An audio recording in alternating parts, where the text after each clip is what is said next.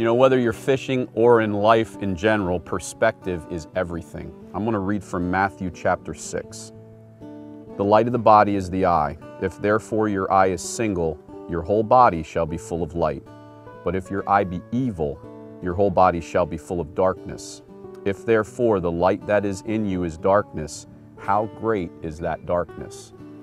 Perspective.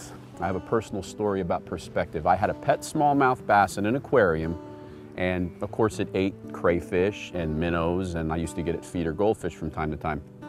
And I had to go to the pet store to get some feeder goldfish. I got 6 of them, fed them 3, had 3 in a small plastic pretzel container for tomorrow's dinner for the fish. My daughter said, "Those fish deserve to live too."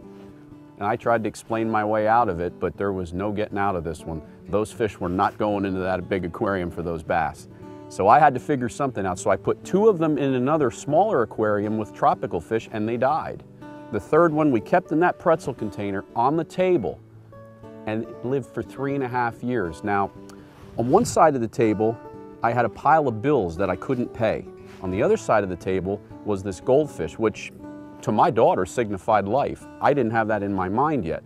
So I had the choice every day I'd walk past that table. I could either look at that pile of bills and put all that negativity, all that fear, all that, just the stuff that creates emotional turmoil into my system, or I could look at that goldfish and say, well, there's some life on the table, and I could look at the positive.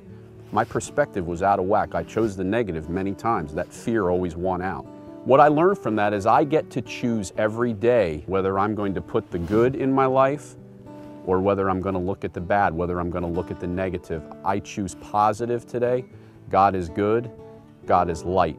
My perspective has to be on the light.